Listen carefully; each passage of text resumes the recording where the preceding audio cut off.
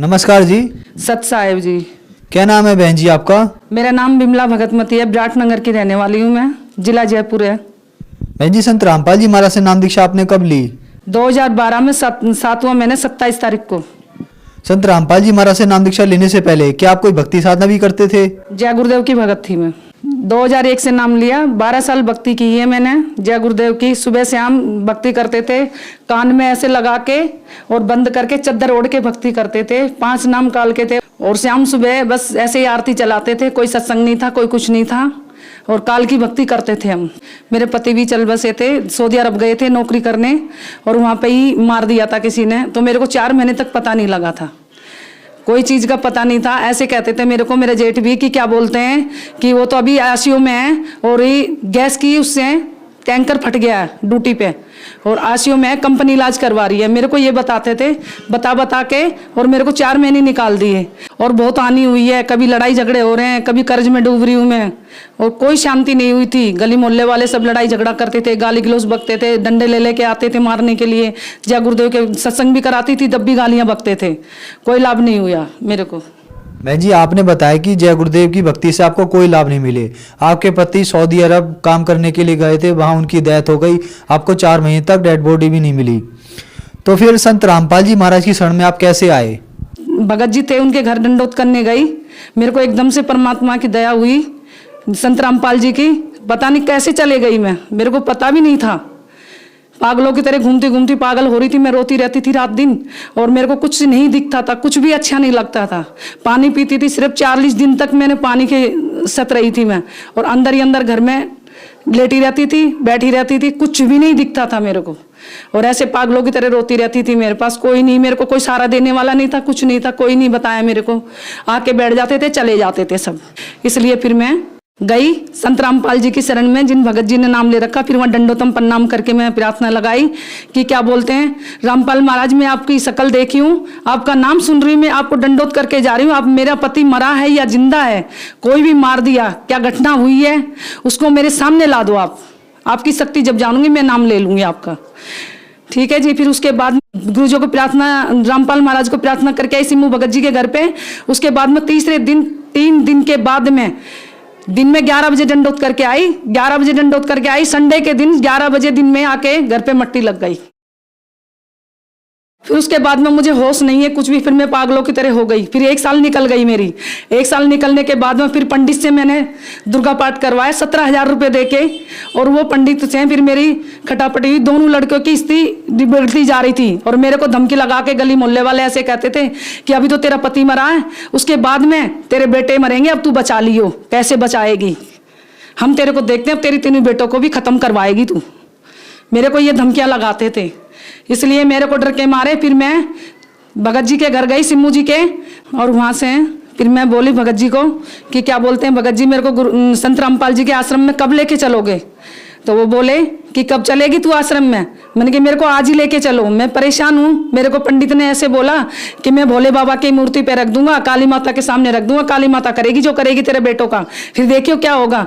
उसकी झगड़ा हो गया। शाम को 7 बजे जाके सिमू भगत जी के घर गई, मैं उसके पैर पकड़ी। मैं बोली भगत जी संत रामपाल जी के शरण में आश्रम में लेके चलोगे मेरे को? कि तू चलेगी? मैंने कहा हाँ मेरे को आज लेके चलो। सुबह 4 बजते बजते मेरे को ऑटो में बिठा के ले गए। फिर छोटा बेटा सचिन नाम का भगत और मैं 2012 को 7वें महीने की 27 तारीख को संत रामपाल महाराज जी की नाम दीक्षा लेके आई मैं। बहन जी, आपने बताया कि जो भक्ति साधनाएं आप करते थे उनसे आप बहुत दुखी थे। आपकी पति की डेथ हो गई, आपके बच्चे बीमार हो गए, आप तांत्रिकों के चक्कर में फंस गए। फिर आपने संत रामपाल जी महाराज से नाम दीक्षा ली। तो संत रामपाल जी महाराज से नाम दीक्षा लेने के बाद क्या आपको कोई लाभ भी प्राप्त हुए? सबसे पहले तो लाभ ये प्राप्त हुए, मेरे को 3 बंडल पीती थी मैं रोज की, सबसे पहले तो वो छूटी। अब दूर से कोई पीता भी है मेरे को बदबू आती है और चक्कर आने लग जाते हैं मेरे को। उसके बाद में सर मेरे को सबसे पहले ये लाभ हुए, मेरे पति की बॉडी नहीं मिली थी सऊदी अरब में, ना मेरे को पता था मरे हैं जिंदे हैं, कोई पता नहीं था मेरे को, कोई बताता नहीं था मेरे को।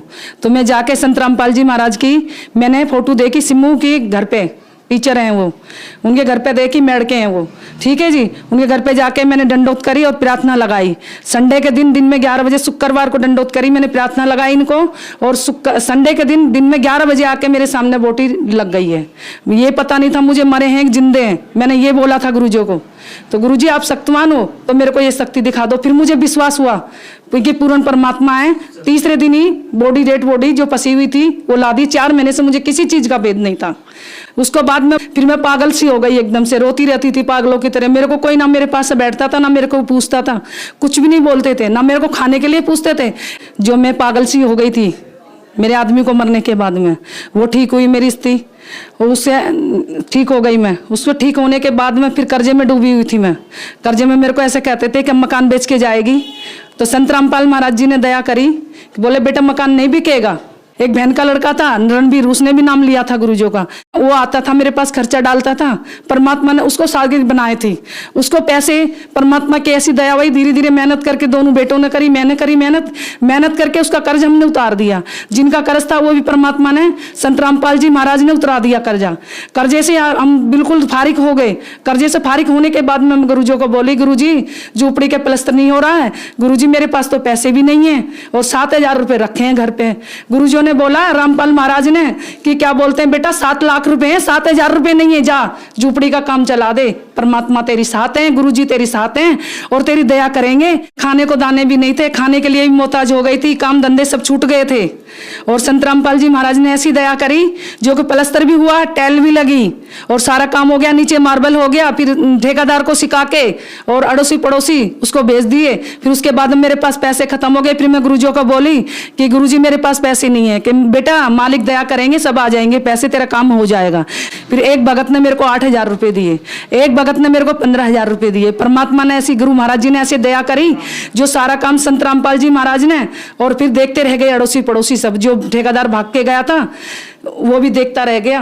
वो सोचा था कि क्या बोलते हैं इसका काम नहीं होएगा, अब ये काम बीच में रह जाएगा। और मालिक ने ऐसी दया करी, संत रामपाल जी महाराज ने सारे काम करके दिखा दिए। उसके बाद में फिर लड़कों की काम धंधा सब लग गया। मालिक ने ऐसी दया करी। फिर कर्ज था बहन के लड़के का, वो भी दे दिया। फिर अड़ोसी पड़ोसी का कर्ज था, वो भी दे दिया। और उसके बाद में मथुरा गई थी मैं आर्टिफिशियल सामान लेने, पजेब तोड़ियां लेने और बिछुआ लेने, चूड़ियां लेने। तो चूड़ियां लेने के बाद में उस दिन 15 मार्च को मार्केट बंद थी, मुझे पता नहीं था, मथुरा में गई थी। बड़ा लड़का था मनोज नाम का, उसका मेरा बल्लमगढ़ में आके एक्सीडेंट हुआ शाम को 7 बजे। जब ही लड़के को ऐसे लिटा दिए, मेरे सर पे से चादर उतार दिए, सोल उतार कर उसको ढक दिए और अंगूठे दोनों बांध दिए लड़के के, जैसे संसार में बांधते हैं। बांधने के बाद में फिर मैं संत रामपाल जी महाराज से प्रार्थना लगाई, हे मालिक, मैं जय गुरुदेव की भक्ति से गई थी, पति को खो के गई थी मैं, पति खत्म हो गए थे, उसके बाद में आपकी भक्ति ली थी, ये होने वाला था, तो आप इसकी शादी क्यों की? फिर बहू ने फोन मिलाया कि आप कहाँ पे हो? मैं बोली हम ठीक हैं, हम कहाँ पे नहीं हैं, तू घबराए मत। तो बहू बोली नहीं, कुछ ना कुछ बात हो गई है, मेरे को क्यों छुपा रहे हो मेरे से, मेरे वीडियो कॉलिंग पे बात करवाओ। जब मैं गुरुजी को प्रार्थना लगाई झोली फसार के कि मालिक ये क्या होने होता, गुरुजी वहीं पे प्रकट हो गए, संत रामपाल जी महाराज। संत रामपाल जी महाराज प्रकट होके और लड़के को सोते हुए को आशीर्वाद दे के उठाए। फिर उसके बाद मेरे को आशीर्वाद दिया गुरुजी ने। फिर लड़का बोला मम्मी तेरे कहाँ लगी है? मैं बोली बेटा मेरे कहीं नहीं लगी है। फिर लड़का बोला चल तो चल। फिर घर पे आ गए। घर पे आने के बाद में गुरुजों का, संत रामपाल जी महाराज का इमृत जल दिया मैंने। इमृत जल देने के बाद में गुरुजों को दंडोतम प्रणाम करके और इमृत जल दिया। फिर 5 बजे तक लड़का सोता रहा। 5 बजे के बाद में 6 बजते बजते फिर कहने लगा मम्मी मेरे दर्द हो रहा। फिर हम भी घबरा गए कि मालिक का इमृत जल दे दिया हमने, मालिक की दया हो गई संत रामपाल जी महाराज की। मगर एक बार हॉस्पिटल के अंदर ट्रीटमेंट इसका करवा लेते हैं। परमात्मा की ऐसी, संत रामपाल जी महाराज की ऐसी दया हुई जो वहां जाके डॉक्टर 1-1 मिनट में, 1-1 सेकंड में, 10-10 मिनट में डॉक्टर आ गए। सारा चेकअप हो गया, पूरी मशीन का चेकअप हो गया, मेरा भी हो गया, लड़के का भी हो गया, कुछ नहीं आया। फिर उसकी सास आई हॉस्पिटल के अंदर, बोली अपने गुरु को नहीं छोड़ेगी? मैं बोली मैं नहीं छोड़ूंगी गुरु को, मैं सबको छोड़ दूंगी, गुरु को नहीं छोड़ूंगी। गुरु के पीछे तो, संत रामपाल जी महाराज के पीछे तो आज ये बेटा जिंदा है, नहीं तो मेरे बेटे को रात को ही मैं खो देती, आज मट्टी लग जाती। फिर उसके बाद में बहू के 2 महीने बाद बच्चा आने वाला था गर्भ से। 2 महीने के बाद फिर प्राइवेट हॉस्पिटल ले गई मैं। बहू की हालत हो गई ज्यादा गंभीर, हॉस्पिटल ले गई। हॉस्पिटल ले जाने के बाद में डॉक्टरों ने ऑपरेशन बोल दिया शाम को 4 बजे। रात को 2 बजे हम लेके गए हॉस्पिटल, प्राइवेट हॉस्पिटल। मेरे पास 15,000 रुपए पड़े थे, वो जमा कर ली डॉक्टर ने, 1 रुपए भी नहीं छोड़ा मेरे पास। लड़के को पता था, मेरे को पता नहीं था, डॉक्टर ने नहीं बोला था कि ऑपरेशन होएगा। तो मैं बोली, मैंने कि भाई मैं ऑपरेशन नहीं करवाऊंगी और गुरुजी ऐसा नहीं होने देंगे, रामपाल महाराज नहीं होने देंगे। मेरे को विश्वास है रामपाल महाराज के ऊपर, दया करेंगे जरूर, ऑपरेशन नहीं होएगा। इतनी देर में गुरुजी की आवाज आ गई साइड में से मेरे को। गुरुजी आवाज लगाए, रामपाल महाराज बेटे घर पे ले जा, मेरा बच्चा भगत जन्म लेगा घर पे ही, आशीर्वाद मिला हुआ है, तुझे पता नहीं है, तू भूल जाती है, जा घर ले जा। 4:30 पे कमल के फूल देके गए गुरुजी मेरी झोली में आके।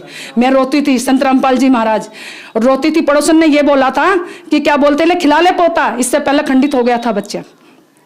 मैं बोली पोता खिलाऊंगी, मालिक अपना आप देगा, मालिक के कोटे में कोई कमी नहीं है जो कि मेरे को ऐसे ताने मिल जाएंगे, मालिक ऐसे नहीं सुनने देंगे, समृद्ध की शरण में हूं मैं। ऐसे करके और मालिक ने ऑपरेशन से बचा दिया, बच्चा घर पे हुआ। फिर इतना बड़ा फोड़ा आया बच्चे के सिर में। फोड़ा आने के बाद में डॉक्टर बोले कैंसर है, फिर रिश्तेदारों ने बोला कैंसर है इसके। मैं बोली कैंसर नहीं हो सकता। मैं लड़की को बोली, कोमल नाम है, मैंने बेटा ऐसे कर, गुरुजी के प्रार्थना लगा दोबारा से। फिर मैं दोबारा संत रामपाल जी महाराज के प्रार्थना लगाई। दोबारा से प्रार्थना लगाने के बाद में संत रामपाल जी महाराज का यह आदेश आया, बेटे इमृत जल दे दो। इमृत जल मैंने 2 बूंद डाली मुंह में और पस बन के और मुंह में से ऐसे सफेद सफेद निकल गया। वो फोड़ा ठीक हो गया। आज ठीक है, 1.5 साल का पोता है, उसका रोनिक दास नाम है, और आज परमात्मा की दंडोत करता है। संत रामपाल जी का दिया हुआ है वो। और उसके बाद में बीच वाले लड़के का उससे पहले एक्सीडेंट हुआ, आकाश भगत है, गाड़ी के ऊपर से ऐसे चढ़ के चले गया, गाड़ी बिल्कुल आगे से बाइक खत्म हो गई, मालिक की नौकरी पे था, नोएडा के अंदर एक्सीडेंट हुआ। फिर भगत भाई गए देखने के लिए, तो भगत भाई गए तो उसके बाद में देखने के लिए गए तो भगत देखे कि ये तो परमात्मा की बहुत बड़ा चमत्कार है जो गुरुजियों ने इसको बचा दिया। नहीं, जिस तरीके से एक्सीडेंट हुआ उस तरीके से कोई बचा ही नहीं सकता। और 1 महीने पहले उसकी मौत से उसकी सास ने बोला तेरा बेटा मरेगा, अब आकाश तू बचा लियो। उसके बाद में 3 दफे एक्सीडेंट हुआ 2 महीने के अंदर अंदर। और आज संत रामपाल जी महाराज है जो कि आज उसको केसर दास को अपनी शरण में ले रखा, और मालिक की उसको गुरु महाराज जी की ऐसी दया, रामपाल महाराज की कोई चीज का खतरा नहीं है। बहन जी, संत रामपाल जी महाराज से नाम दीक्षा लेने के बाद आपको बहुत सारे लाभ हुए, तो जो श्रद्धालु आपको देख रहे हैं आप उन्हें क्या संदेश देना चाहेंगी? मैं उनको ये संदेश देना चाहूंगी, एक समृद्ध की शरण में पड़े रहो, काल जकोड़ा कितना ही मारे, पड़े रहो धनी के दरबार, कुछ नहीं कर सकता काल, और कोई कुछ नहीं बिगाड़ सकता, ना पड़ोसी बिगाड़ सकता, ना रिश्तेदार बिगाड़ सकता। सबसे बड़ी शक्ति संत रामपाल जी महाराज की मिली हुई है, कबीर साहब जी की हमारे को, इससे बड़ी कोई शक्ति नहीं है। भाई बहनों, भक्ति में लगते रहो और भक्ति नहीं छोड़ना है और भक्ति करते रहना। बहन जी, संत रामपाल जी महाराज से नाम दीक्षा कैसे ले सकते हैं? संत रामपाल जी महाराज से दीक्षा से ले सकते हैं कि क्या बोलते हैं, टीवी पे आता 7:40 पे, और उस पे फोन नंबर आते हैं, जहाँ के भी आप हो, जहाँ पे भी आपके आसपास के मिल जाएंगे नंबर, जब फोन करोगे तो वहां से आप नामदान ले सकते हो। धन्यवाद बहन जी। सत साहिब जी।